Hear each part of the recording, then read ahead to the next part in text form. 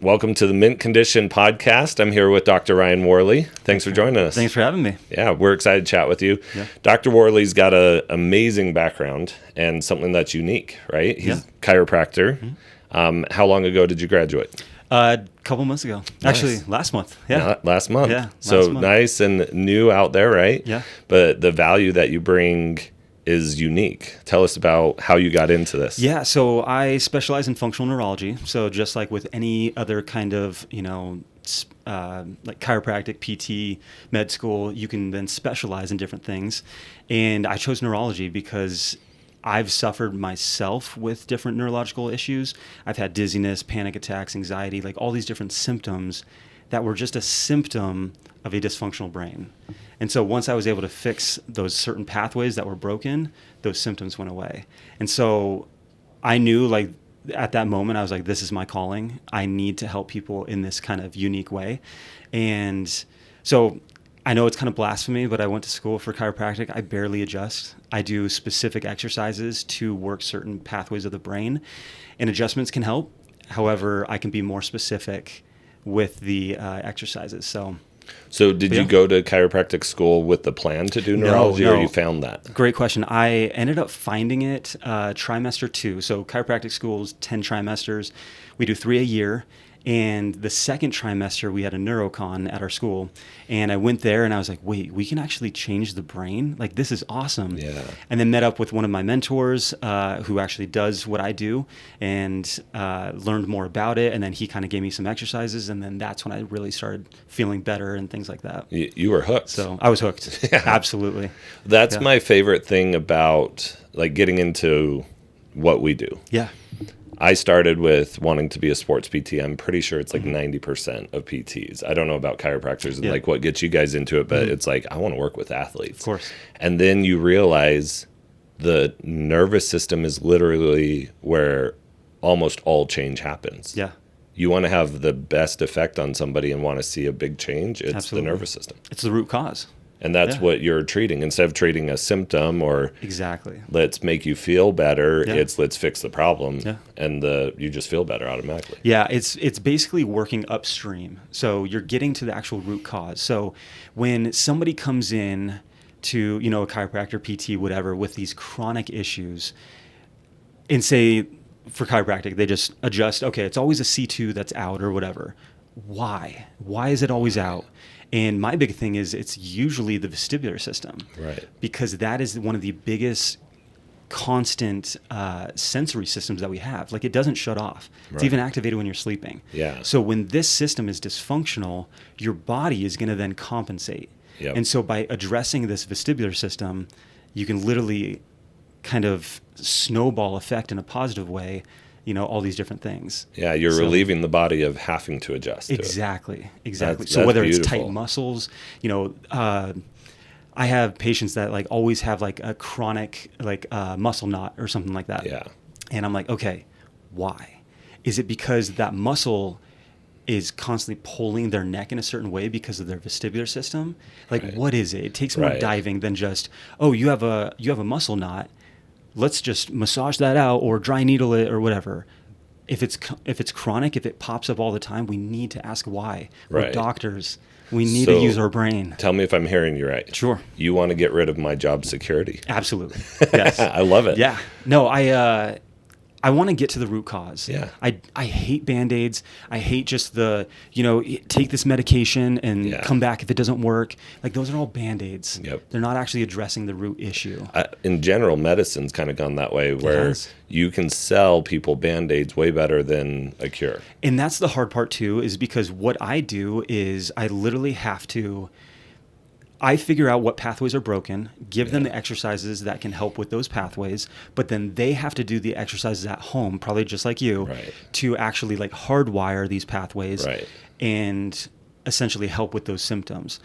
However, a lot of people are conditioned to want that pill, so it's not just the medical doctors that are like, pill happy because, maybe that's how they were trained, but it's the conditioning of the patients to be like, I don't want to put in that word. Don't you have like a pill? And they're pressuring the doctors to get a pill. Yeah. So, well, you've seen that little comic strip, right? Where the two booths and one is selling. Yes. the cure, Yep. and the other one selling a pill. Exactly. And the line for the pill is just massive. It's easier. It's easier. And even as a physical therapist, when I get hurt, some of my injuries, I know what to do, and I don't need help because of my background.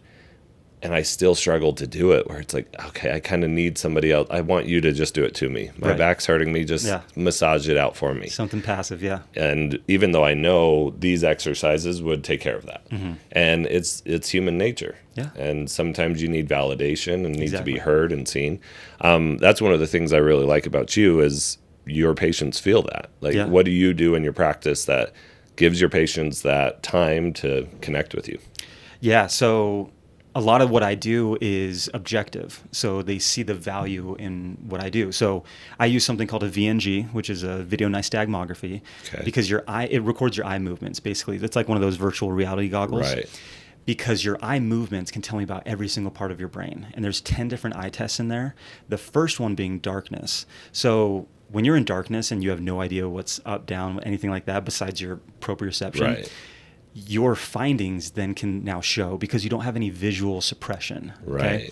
So real quick, just for those listening who don't understand that, explain the suppression a little bit deeper. So whenever we have our eyes open, we can suppress a lot of these kind of symptoms. Say you have an overactive, I don't know how deep you want to go into it, but if you can have like an overactive vestibular system, for example, that can pull the eyes in a certain direction. But when your eyes are open, they're not going to pull. Right. Okay. Because they have an external feedback. Exactly. You have something that you can gaze fixate on that will then suppress that. But when you're in darkness, you have nothing to kind of get your bearings down. Yeah. And so these drifts can come out. You can have what's called square wave jerks.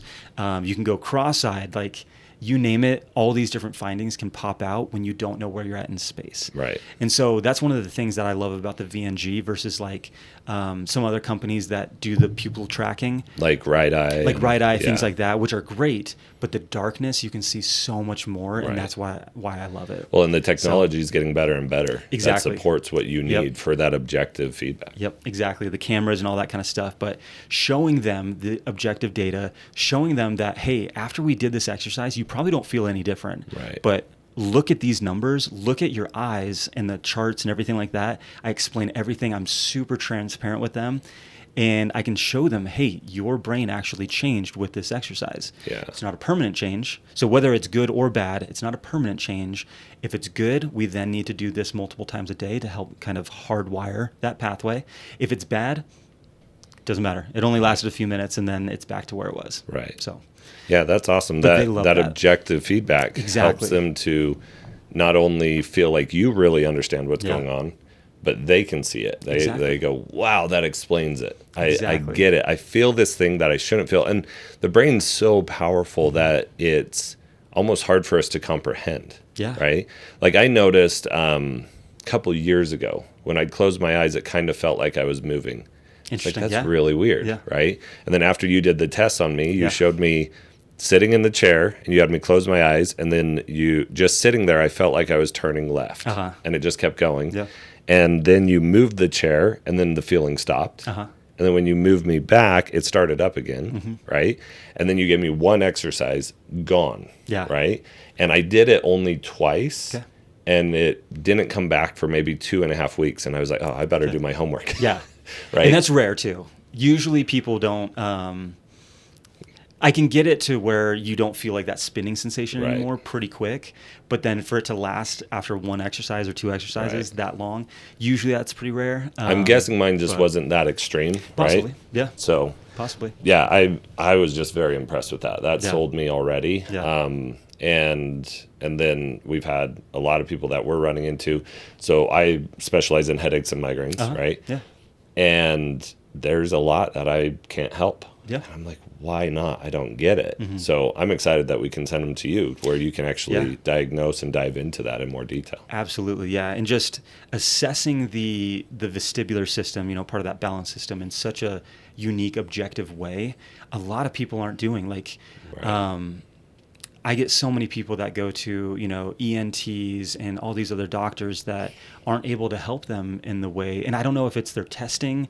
I don't know if it's they don't know the treatments. Right. But what I do is just so specific to the person. So I always tell people, so when it comes to your vestibular system, we have 2 anterior canals, so 2 in the front, Right. 2 horizontal, and then we have 2 posterior. So these are the semicircular canals that detect any kind of rotation. Okay. Then we have the 2 otolithic organs. We have the utricle and the saccule. Right. And we have one on either side. So utricle saccule on the right, utricle saccule on the left. And then we have a left, a midline, and a right cerebellum. Okay. That's 13 total areas. Right. The problem could literally be in any combination Any one of of those. And usually it's not just one. Yeah. So it can be any combination. So by doing generalized vestibular therapy where you walk down a hallway and shake your head left and right and just look straight ahead, or balancing on a Bosu ball and tossing a ball, you're working the entire vestibular system, not what's actually broken. What percentage of the time will that maybe help just because of luck? It just depends. I always tell people, so you're tall. Did you play sports? A little. Okay, I tried. What'd you play? Soccer. Soccer? Okay. Not what I was expecting, but that works. Okay, so soccer. I grew late. Gotcha, I was okay. like 5'6" until 11th grade. Oh, gotcha. And so it held me back. Yeah. I would have played basketball otherwise. Okay. So let's just take soccer, for example. If you played soccer every single day, you would get better at it, right? However, if you had a lot of bad habits, you would just reinforce those. Right. So if you never dribbled with your left foot, if you're not accurate with your left foot, if you don't understand the game, whatever, you're only going to get so much better, okay? Right. But you might rely on your right foot or whatever it is. Same thing with the vestibular system. So if you just do a bunch of balancing stuff, you could get better, but you might actually rely on these areas that are, essentially dysfunctional. Right. You might not work on the areas that are underactive. Right. Does that make sense? Yeah. So it limits your max ability to improve. Exactly. And at the same time, reinforces bad habits and strengthens the wrong things. Exactly. Potentially. Yeah. So I have a posturography unit, which is just a platform that measures your balance, your sway, things like that. And so you stand on this, and I use a foam pad to take out the proprioception, and then we close our eyes, so we take out the vision. So all that's left with our balance system is our vestibular system. Right. And I move the head in different positions and test that. Yeah. So I can objectively test based on how far you traveled, the control, your bias, were you mostly leaning back to the right, whatever it was. And I can literally do these exercises, put you back on there, that's testing your balance, Right. and show you objectively, hey, we didn't do Look how any much better that balance stuff, Yeah. But we actually did. Because I'm working an area of your balance system that's not working with the others. So you don't have to train balance like you would train a soccer skill. Correct. You just have to fix the function of the system that's supposed to facilitate that activity. Is it overactive? Is it underactive? So, for example, the posturography unit that I use goes hand in hand with the VNG, okay?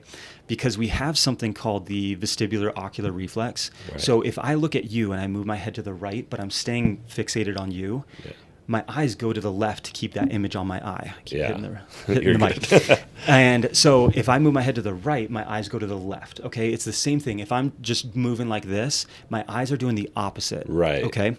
So in darkness on that VNG, let's say your eyes drift to the right, for example. Okay. Just drifting to the right. Yep. Not because they're focusing on something. No, it's in darkness. It's in darkness. So they're trying to look straight ahead, but their eyes just drift to the right. Yeah. Okay. What is causing that drift? It could be a hyperactive left horizontal canal, because when I turn my head to the left, my eyes go to the right. Right. So it's saying you're turning left even though you aren't. Exactly. Okay. Yeah. It's overactive, so it's pulling my eyes to the right. Okay? Right. Even though my head's staying still, it can still give that perception and pull to the right. It could be a weak right horizontal canal, not counter pushing the eyes to the other side. So tell me more about why does the weak one matter? Like, why do you need that balance side to side? Because, so when we are moving in space like this, it's a push and a pull kind of system. Okay. So just having one side that's like overactive versus one side that's underactive, we need that balance. So one side's pushing and the other pushes back, saying, "Hey, we're both here." Yep, exactly. Right? But then when one pushes too hard, it's a problem, or one doesn't tell the other one, hey, I'm here. So there might not be one that's hyperactive. It might just be one that's hypo. That makes a lot of sense. So the other side is uninhibited. Yeah. So it can then just push. So, and then it could be a cerebellum on that side if the eyes are drifting to the, what did I say in the example? To the left? Yeah. No, to the right? To the right, yeah. So if the eyes are drifting to the right, it could be a weak right cerebellum that's not pushing the eyes back. Right. It could be... So we have the semicircular canals that move the eyes in the opposite direction, right. but the otolithic organs, the utricle and the saccule, move the eyes in the same direction. It's called the TVOR, the translational VOR. So if my eyes are drifting to the right, it could be a hyperactive right utricle that's pulling the eyes. Pulling them that way. Yep. Or it could be a weak left utricle not pulling the eyes back. Right. Okay? That makes a lot of sense. So literally once I see that, and that's why I have so many different tests. There's 10 different eye tests, plus the posturography unit. I'm creating a story, and it literally could be a bunch of these different areas. So I'm creating this story of like, okay, in this test it does this, in this test it does this. What's the problematic areas? And then the cool thing is I don't have to guess. I can literally apply an exercise.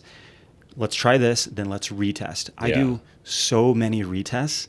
One patient I had like 70 different retests to try to figure out what's going on. And it's just darkness. It's a 15-second test. So it's quick, but I need to figure out what's going on so that way... to make sure, am I on the right track? Exactly. Because it could be the otolith or the semicircular canal. Exactly. Right. But then also, did it like how I stimulated that? Right. For example, I had a right drift myself. I had a down and to the right, so I feel like I'm going backwards. Yeah.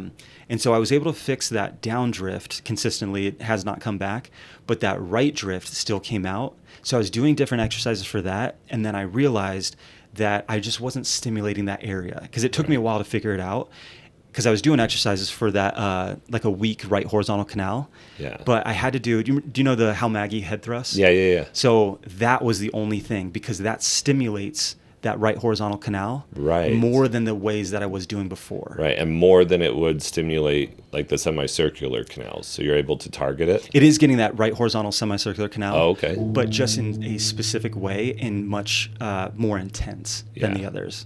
That's so cool. That I was constantly having like a 10-degree drift to the right, roughly. Sometimes it would go up to like 13.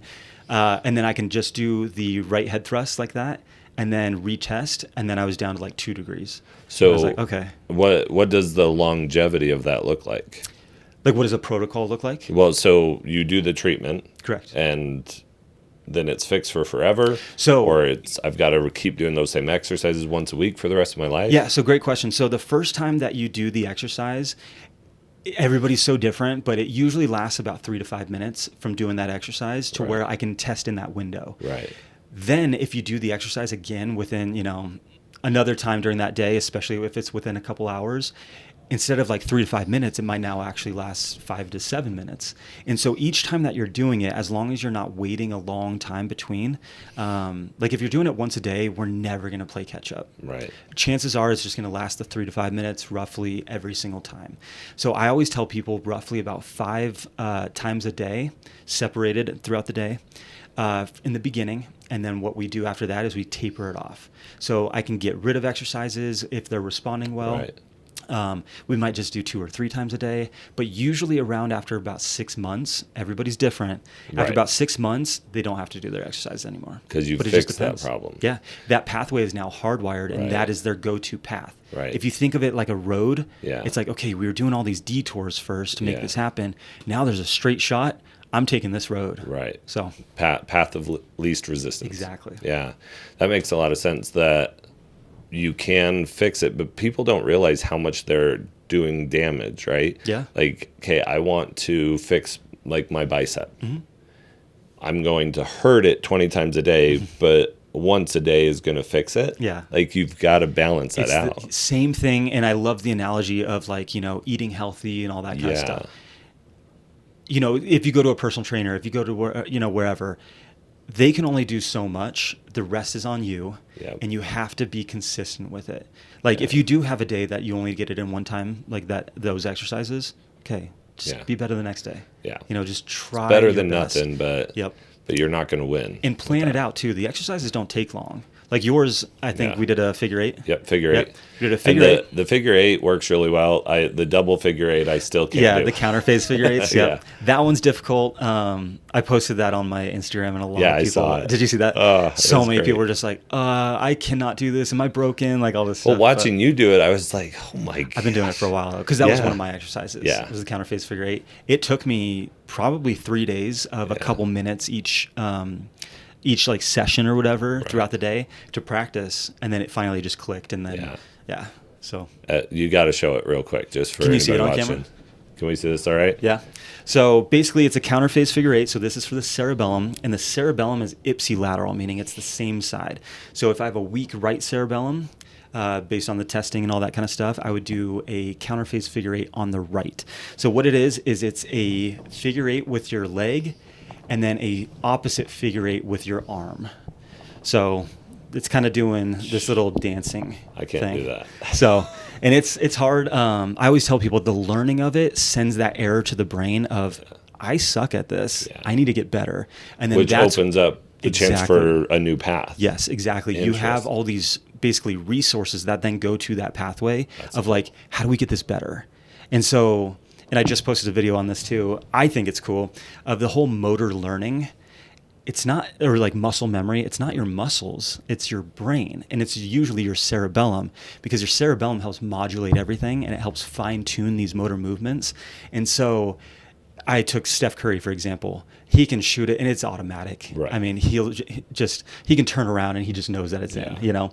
And so and he even has, like, what's cool with that is just knowing where you are on the court. Yes.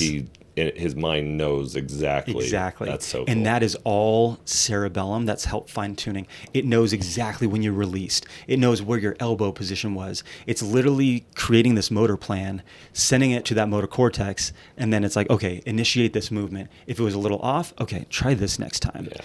And then once it's correct, you get a little spritz of dopamine to help hardwire that pathway. That's neat. So that's awesome. Yeah. So all of this, we've talked about the brain and how much you can do to affect it. What are these conditions that people might not realize? You talked about dizziness, but what else? So dizziness is huge. Vertigo, things like that. Anything vestibular is huge. And real quick before I say that, one of the things that bugs me about the vestibular diagnoses is, and I have a video on this, it does not tell me what's wrong. It could be vestibular migraines, BPPV, PPPD, you name it. Like, it just tells me there's something wrong with the vestibular system. We need to dive deeper. Maladie-Barkman syndrome, you name it. I have to do an exam to figure out what's actually causing this. The diagnosis tells me nothing, just that there's something wrong. Most of these diagnoses are coming from somebody who obviously didn't dive in deep. Correct. But are taking one or two symptoms and diagnosing. Yep. Oh, dizziness. When you move your head, BPPV. Yeah. Or, PPPD or whatever it is. It has nothing to do with BPPD. Exactly. It might not. And so, and we can talk about like Epley's maneuver. Right. We'll get into that for sure. But anyways, so it could be tinnitus. It could be, like I said, chronic muscle pain, anxiety, depression, panic attacks, you name it. That could lead to vestibular migraines or whatever else. Opposite. So these are all symptoms of a broken vestibular system. I work so much with the vestibular system because I truly believe it is the ultimate root cause. Because like I said, it doesn't shut off. Right. So if that's dysfunctional, so we have the hardwire, the actual canals and everything like that. That then goes to the brain stem, which is where the vestibular nuclei lives. From there, it gets projections throughout the body. It goes to our muscles, like our posture, our tone, things like that. It also goes to the amygdala, which is that fight or flight area. Right. Okay. If the vestibular system is dysfunctional, it can send signals to that amygdala of, hey, there's danger, there's a threat, something's wrong, something's off. That amygdala, fight or flight, has connections everywhere. It'll go to your hypothalamus for your hormones. It'll give you this sensation of danger and stress. Right. So what is that going to lead to then? Anxiety, depression, panic attacks, chronic fatigue, chronic stress, you name it. So those are all symptoms of a potentially broken vestibular system. So once you can kind of fix those areas that are damaged with the vestibular system, your brain can now feel relaxed and safe. That's when all the healing happens. Yeah. So unless dizziness is your symptom, but even then, a lot of people, I'm like, I'll do the testing and I'll be like, yeah, we have a little bit of vestibular issues going on. And they're like, but I'm not dizzy. And I'm like, that's just one of several symptoms. Yeah. So yeah, it's the vestibular system, I think, is like the ultimate root cause. We address that, the rest of the brain can feel safe. And but then you have to address it the right way. It's not just correct. We can't one thing. We can't just do no-nos and expect it to get better. Yeah. You know, we have to be smarter about that. Yeah. We have to actually train the areas that are, you know, dysfunctional. So I'm a little worried for you. Why is that? Because the pharmaceutical companies they're going to come after They're going to put you on the hit list. Yeah, they might, but it's I think ever since, you know, the pandemic, we've had a shift too. Yeah. I think more people are looking for people like us that don't just prescribe. At least I've seen that, especially with my following on Instagram. People like, I think, truly want to get to the root of it, and they're frustrated with the medical system because, like, I had a lady that was diagnosed with vestibular migraines. I'm like, do you ever get migraines? She's like, no. Okay. Then was diagnosed with Meniere's. Then BPPV maybe, tried the Epley's maneuver, didn't work, went back to the ENT, diagnosed her again with vestibular migraines. And I'm like, okay, you have something wrong with the vestibular system, but you don't have migraines, so it's not vestibular migraines. It's something else vestibular. But even if it was vestibular migraines, the fix isn't medication. It's not medication. It's not just take this pill, you know, and then when you have you know, these symptoms flare up. Yeah. So. And everybody needs to see you. Like, honestly, I mean that. Like, if you're having any symptom that's caused by the brain, then even if you don't think why that aren't it's we caused by assessing the brain? Exactly. Even if it's hormonal, things like that. Right. What controls your hormones, your brain? Exactly. Yeah. So if people are stuck in this fight or flight, even the gut issues. So when it comes to the gut, it's interesting because I can see a lot of tests that I do with the VNG, they'll go cross-eyed. Whenever we go cross-eyed, that's an area of the brainstem called the midbrain. That's where our sympathetic nervous system lives. So that's that fight or flight. Right. So when they're constantly doing that, sometimes it's because they're trying to get like that little burst of adrenaline to get them going still because they're so just chronically fatigued. Right. But then that can affect the gut. So then they have a bunch of gut issues. So if we just fix the leaky gut, the candida, like all that kind of stuff, if the issue is actually a brain thing, it might just revert back. Yeah. You know, we can do all we can to fix all that gut stuff, but we have to address the brain. And we're treating can. The symptom, not the cause. Exactly. Yep. It's still down the river. Yeah. It's not upstream. But that's a way better business model, right? Yeah. Because treat the symptom, they keep coming back. And that's what I'm pretty unique with what I do too, is I do 3 visits with somebody where I figure out their perfect plan and then send them home with their exercises, and then they come back in every so often to do check-ins to make sure nothing new is popping up. Because sometimes, like we said with that right drift, what if that was the most prominent finding that we had, but you also had an updrift that just wasn't being shown because that right drift was too so much. Strong. Exactly. Yeah. So now when you come back and we have like a slight updrift or something like that, I can then be like, okay, now this is showing itself. I can now give you an exercise for that. Right. And sometimes like I'll have a whole protocol, I guess, for people, but then I'll retest and I'll be like, oh, your brain's not ready for this. This is just too much. Yeah. And then that's when I know, okay, I need to dial it back. You're not ready. That's totally fine. We'll apply this exercise later and see if your brain's now ready for it. So see, I think that because everything you're saying just makes me think of these patients I've been working with. Yeah. I think every one of them at least needs the one assessment because Absolutely. there's so many people I've helped that I'm like, man, I love this. I got to help you. Like that's what satisfies, makes me feel good. Of course. When I help them, but I may have just treated the symptom. Possibly. And so like I'm thinking specifically, I had a patient where they sold their house. Spent all that money on her medical care for migraines, like insane, just bankrupt her family. Living in the basement of her parents, and her first rib was elevated. Yes. So I put it back where it was, and her migraines went away. Yeah. But was that a symptom? Yeah. Why was it elevated? Yeah. And I taught her and her husband how to do it so that they could keep putting it back. Okay. And then after a month, she didn't need that anymore. Yeah. But you might have now changed it's been the 6 brain. months. Right. I may have changed the brain, Yep. but also it's been 6 months. I haven't talked to her. Maybe it's come back, right? And Possibly. And maybe we check the rib and the rib's fine, but the migraines are back. Or maybe the rib's back up. And so I feel like this really needs to just be a standard part of care that everybody always gets. Absolutely. That, that assessment to just check. Yeah, absolutely. It's so quick. My testing literally takes 15 minutes. Yeah. So the VNG takes about 8 minutes. The posturography takes another 5 minutes. So why is every neurologist and doctor out there not just having you in their office, 1 day a week, testing all of these patients just to give them that extra outcome? Like, how do you get that message out to them? Doing stuff like this. Okay. Posting on Instagram, things like that. Because, I get so many PTs, chiropractors, even like MDs, like following me now because of what I'm saying makes sense to them, and it's not how they were taught. Yeah. I've been able to take a lot of different courses and learned a lot of unique ways, in different ways that other people are taught. Right. And so, like, I'll follow different like neuro PTs and things like that, and see if there's anything that I want to steal with my patients. Right. But a lot of things are just, it's not specific enough, and so I literally just do as specific as I can with things. But and I'm always honest with people too. Like, if I run my VNG and my posturography, if I don't see anything, I'm not the right doctor for you. Right. So I'm not going to try to put you through like a treatment protocol. Yeah. Just because and be like, hey, maybe it'll help. No, it's a waste of time. It's a waste of money. Right. There's some things that are more so, psychological things, that can pop up, and that's actually the root cause. So what's your referral look like then? When you find this isn't the right path, who are you sending people out to? It's a good question. Just because this does answer 90%, 95% of these issues. Yeah.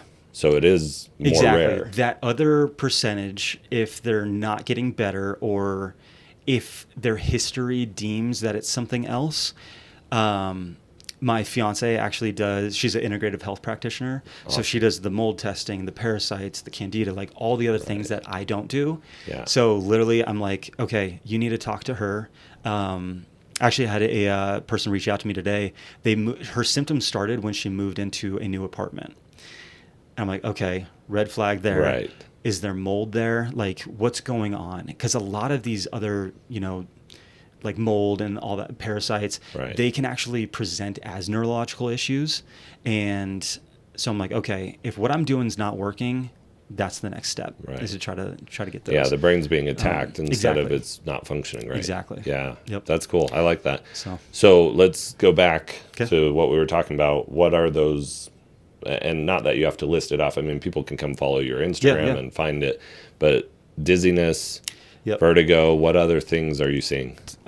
Headaches, dizziness, vertigo, the anxiety, especially when nothing's helping, the depression, the chronic fatigue, anything like ADHD or ADHD for sure, OCD, all of these things. Is that so? Autism can absolutely be helped with that kind of stuff. I would also do a heavy metal detox to see if that helps. Okay. As well as I don't specialize in autism. Okay. There's other functional neurologists that do, and here in Utah. Yeah. Okay. Cool. And I have so much respect for them, because it's hard, because a lot of times they don't understand what you're trying to do. And especially when you're working with like young kids, the assessments are harder, and then taking them through the exercises are so much harder. You need like a full team to get them to do these exercises. And it's just difficult. I like to be able to explain to somebody like, hey, this is why we're doing this, and have them see that. And I love kids, but it's a different ballgame, honestly, working with them. But yeah, autism can absolutely. There's actually an interesting area. So nonverbal autism. I've seen this, some studies with this, but basically they stimulated the right insular cortex, which is almost like that desire to speak. Okay. So Broca's and Wernicke's area is totally fine. So they have the ability to speak, but they don't have the desire. So I've heard of these functional neurologists that work with kids that literally stimulate that, whether it's like through photobiomodulation or lasers, things like that, and then it'll get the kids speaking. That's cool. And so it's like just not your specialty. It's just not my specialty. Yeah. Like I'll work with kids, but also I'll work with kids that the headset can fit on. Yeah. So 8 years old and up, as long as they can follow the directions too in the headset. So my 5-year-old, who draws on the walls and acts out. Not yet. Probably not yet. Right. I would definitely look into give her a couple of years. some photobiomodulation though, because there's some great studies with that stuff. Yeah. Help kind of calm down that system. She needs some help. Yeah. Like, oh man, she is a sweetheart. Yeah. Just a doll. Yeah. And her decisions don't make sense. Yeah. My 3-year-old makes better decisions than her often. I would have, you've seen like the little things that I've posted? I've seen I'll show the audience, yeah, basically. But so there's a couple things that you can do like at home for the frontal lobe as well as the cerebellum. One of them could be shoot the bunny. So we just take a bunny like this, and then we take a gun, and then we switch it, and then we switch it, just back and forth like that. I make it look a lot easier than it is. You want to try it? You don't embarrass it? Okay. Like that, and then that. Yep. And then that. Good. That is. Yep. And then that thumb. There you go. Yep. So that's I feel like great. I'm going to flip someone off. Yeah, this is great for kids. Kids love this kind of stuff too. They're like, they're learning their body and they're just kind of like doing this, but it's also strengthening that frontal lobe.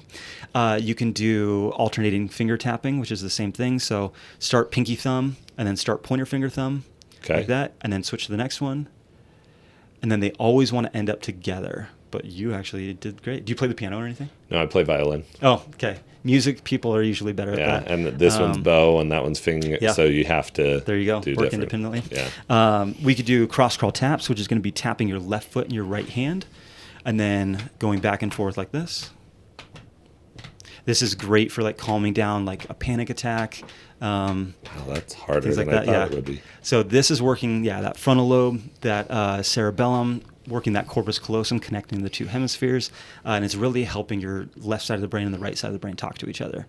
How often should people be doing this? Because we've got moms watching this. Yeah, it just depends on if they struggle with it. So if you're doing any of these and you're struggling with it, like this one, I'd be like, yeah, you're good. Okay. But like shoot the bunny or the cross crawl taps, I'd probably say like, okay, at least once a day for you. Okay. Some people, they need this more, and I usually say 3 to 5 times a day. Right. Just short little bursts of it. So with my 5-year-old, do it in the morning, do it absolutely a couple times throughout the day, and just and watch as her attitude changes or her responses. Exactly. See if she's getting more of like that frontal lobe like activation, which is like that inhibition. That's kind of what makes us human, is that frontal lobe. So we're not, acting out and things like that. Because like with dementia, for example, like a lot of times they'll say things that they would never have said if they didn't have dementia. Right. It's that frontal lobe that's not inhibiting that anymore. Right. So they'll just, Yeah. Have you heard of the book, The Whole Brain Child? Yes, I haven't read it yet. So really good. But it helps you understand, like when my kids are freaking out, they're in their animal brain, not in their frontal cortex, their upper brain. Yeah. And getting those two to connect, and then suddenly they can be logical. And as adults, we get so mad at kids. Yeah. But we're just yelling at an animal, like yelling at your dog. Yeah. It's not doing anything. Right. Get them to connect, and then all your frustration's gone because now they're being a lot more logical. Yeah, exactly. So what you're saying is those type of activities can not only stimulate it, make it stronger, but might even pull them out of that animal brain. It absolutely could, yeah. So I like that. That's really neat. It's definitely something that you can try with kids. It's not something super specific, but it is something that could help, and they might even think that it's fun. Oh yeah, yeah. So I can really see that. Yeah, and that I think. You, without even meeting my daughter, you just diagnosed her because she's not making that right decision, and she'll ask, "Dad, can you play with me?" And if I can't at the moment, I'm so sorry, I can't. And she goes, "Okay." Oh, she's like oblivious. She's like, "Okay," and just walks off. I'm like, you should have been a little bit more disappointed there, but it's just so. Happy-go-lucky. Yeah. And then other times when she shouldn't be frustrated, she's acting out. And so I think it is that disconnect. Yeah. So that's really neat. Absolutely. Man, the brain is so powerful. Powerful. It's fascinating. Like there's things that people would think could never be fixed can be fixed. I mean, after a stroke or, whatever, like there's areas that can get, damaged from a stroke, and your brain will literally find different real estate to then house whatever is important to you, like language centers, like all that kind of stuff. So you can literally just change that whole map of your brain, because we have like a map, you know, it's called the homunculus. Anybody can look that up. It's fascinating. It's fascinating. Everybody's is a little different, but you can literally, based on what you need and all that kind of stuff, you can change where things are at. Well, and you've seen people who had an amputation. Yes. The brain uses that real estate. It goes, all right, you're not using that for that leg. Exactly. So it's going to put more of your hand there or part of your tongue on it. You take people that are blind. Yeah. And their hearing is superb. Yeah. And they say it's enhancing one sensory. Well, it's because there was space for it. Exactly. There's space for it. There's a need for it. You know, you're creating a demand. Same thing with, you know, deaf. Their vision's probably much better. You know, things like that. So this was not planned, so I might be putting you on the spot. It's okay if you don't have an answer for this, but I just saw this earlier this week. Okay. A video where they're doing some studies where they teach kids, blindfold them, and then teach them to visualize light coming from themselves, and they're able to see their surroundings. Or picture, like I said, I'm putting it on the spot. Maybe you'll have to look into this and let me know your thoughts. But another group, they had them picture and focus on vibrations. Okay. And these kids are blindfolded, and they're sitting there tracing an image on the whiteboard with a marker and blindfolded, and they can trace it. They can see it. Yeah. Brand new to me. There's so much untapped potential, I think, with the brain like that I haven't heard this, and I don't know scientifically what's going on, but the brain is fascinating. Yeah. And I don't doubt it at all. Yeah. I want to study it more because they've talked about different groups that live in darkness or they live in the Amazon. They're like, how are they surviving in there? And a lot of factors. This might be part of that. Yes, absolutely. Well, I was born seeing in darkness because I can see vibration, or I can focus. I can sense a light coming from my own body that tells me that. That's fascinating. Yeah. The brain is so good at adapting.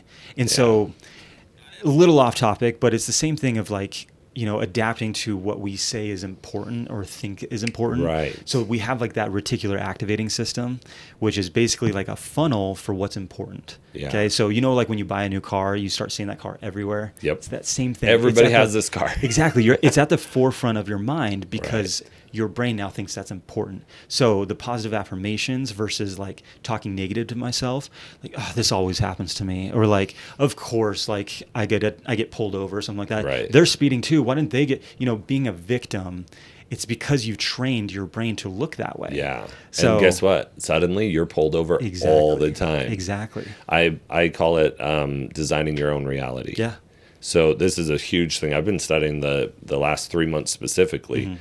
And I give all my patients assignments to talk to themselves in the mirror. Yeah, it's important. And I've seen it change lives. Like, just say in the mirror, "I am beautiful." Or some of my friends who are struggling financially, say in the mirror that you're going to make a lot of money. And you're designing your own reality. Your brain goes, okay, let's make that happen. And the decisions you make and the people who you happen to meet, I really think there's a lot of power there that people are not tapping. Absolutely. Yeah. It's something that is easy. You know, you can do it out loud. You can do it to your thought or like in your thoughts. Yeah. I usually do that before bed as I'm thinking. Like I do usually two things. I do gratitude as well as these positive affirmations. Yeah. So the positive affirmations I started after I went through some emotional trauma, and that was the main thing that helped me. It didn't help me completely, but it definitely helped a little bit with the symptoms I was going on. That's cool. But literally, I would look in the mirror and smile at myself, tell myself that I was okay, that everything, that I'm safe. I did all these little, you know, tricks because I didn't want to get on, you know, antidepressants or anxiety medications or anything like that. And then once I fixed that vestibular system, that's when everything else kind of calmed down. But in the meantime, I think it's so powerful. Yeah. Yeah. Makes a huge difference for people. Yep. So how can people connect with you, and can providers refer patients to you even just as a check? Absolutely. So, and not just providers, but I have a friend who's a workers' comp lawyer, and literally I can do objective concussion testing to show and to help your case. Yes, there was a concussion that happened. I can literally write up a report and show you, based on these findings, these are all consistent with the concussion, yada, yada, yada. So chiropractors, PTs out there working with concussions, yes, whether it's a car crash, workers' comp, just get the objective data, but possibly some treatment that's going to help people recover faster. Hopefully some treatment as well. But yeah, so my company name is NeuroBalance Solutions. You can do neurobalanceSolutions@gmail.com. You can go to my website, Instagram, TikTok, Facebook. Like I'm on all those, just at NeuroBalance Solutions. That's awesome. And if I think it'd be good to get some examples of those reports you can make. Yeah, and we can get those out to providers, get those out to lawyers, whoever needs this, so that they can say, oh yeah, I need that for these. Exactly. Cases. It can easily help a case and be like, in case the defense is like, no, that they don't have a concussion, they're fine. Objective data. It's not just, like, oh yeah, I feel, and they're like kind of milking it, like I can actually prove that there was a concussion. Or no, yeah, exactly. Do you work with neurologists too, or not medical neurologists? No. Okay. I just haven't. I don't think I've been in contact with them enough or yet. Give you a little bit more time. Exactly. Yeah. I've seen several patients that have been to medical neurologists, and just been able to help them in a different way that they're not used to it. Yeah. So that's cool. Same with like trigeminal neuralgia. Have you heard of that? Oh yeah, I treat that a ton. Yeah, so I have a patient that had that, and basically we just kind of hijacked that pain signal, that overactive trigeminal nerve. We'll do jaw figure eights. I use a Resimax, which is like the vibration, but we'll do jaw figure eights, tongue figure eights. I'll have her, she uses a toothbrush at home, but she'll grab the toothbrush and then kind of make prongs and do stimulation here for the V2 branch and then the V1 branch right here. Yeah. And literally she was taking the max dose of her pain medications every single day, and now she really just takes like half a pill once a day, and she's like, it's mostly for my back.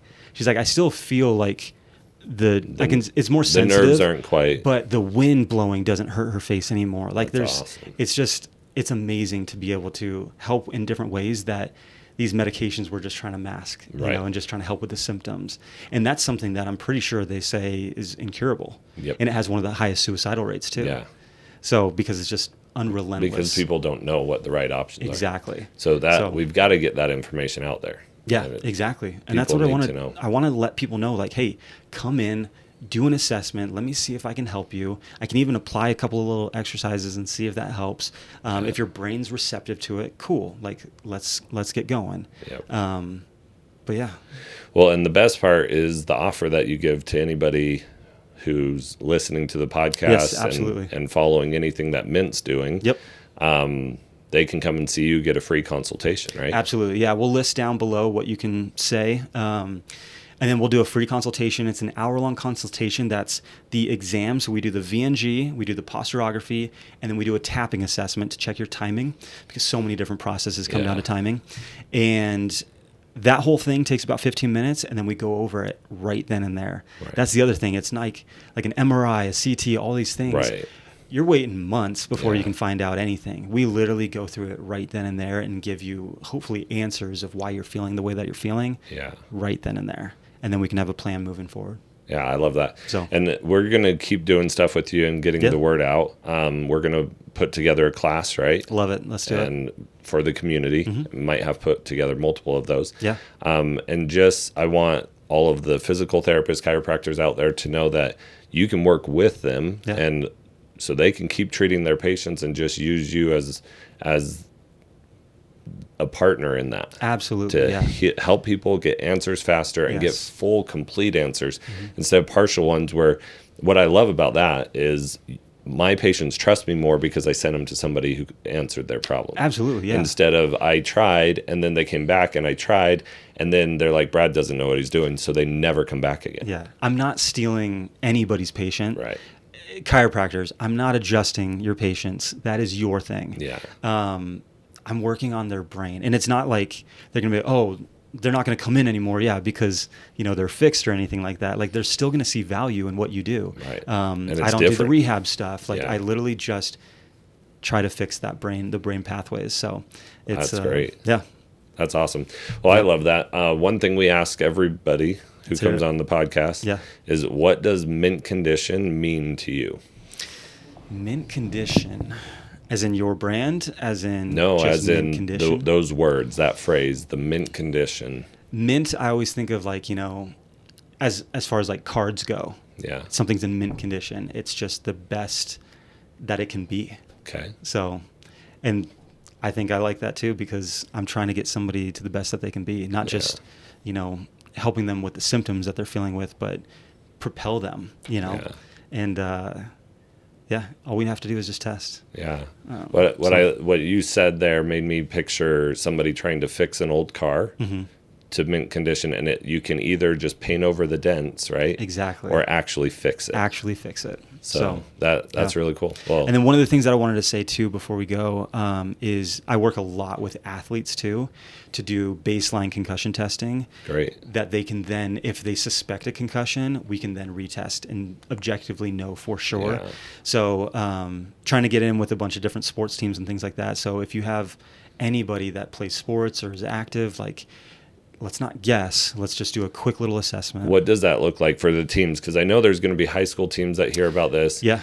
So that if I was a high school football coach, yeah, I'd be like, can you test all my athletes? Absolutely. That way, when they get injured, they've got a baseline. I'll send them back to you, and Absolutely. You say where we're at. What does that look like? How much does that cost? Not that you have put out prices or anything, or do you do any of that for free? Yeah, so the real value does come from my interpretation of what's going on. Right. So we can do just the baseline testing, super easy, takes 15 minutes, you know, not hard or anything like that. I could easily do deals with teams. I know, like, financially sometimes, you know, the parents can't pay for it or whatever. Right. I'm extremely inexpensive for what I offer. And so you're one of the best experts in Utah for this. I appreciate that. Thanks. And I've talked to a lot of functional neurologists. And I've been blown away with what you can do in the level compared to even the other functional neurologists. It just comes down to the specificity of it. I think that really comes down to it. I have really good testing, and I know how to actually target those areas. Yeah. Well, you and I are going to work together on that, because I think we can get into some high schools, get them some baseline testing so that they know what to come back to. Yeah.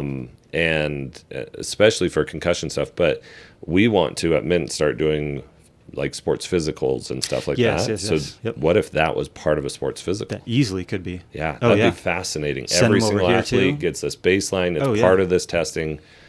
We got some stuff to talk about. Yeah, because that can literally encompass everything. Yeah. And then there's no guessing too. You know, it's just, okay, is there something that we need to work on? Is there not, like concussion wise? Nope, they're good to play. You know, you have the confidence to send your kid out there. You know, even if it's something high, you know, football, rugby, you know, whatever, you have the confidence of like, okay, even if they do get a brain injury, we know how to rehab it.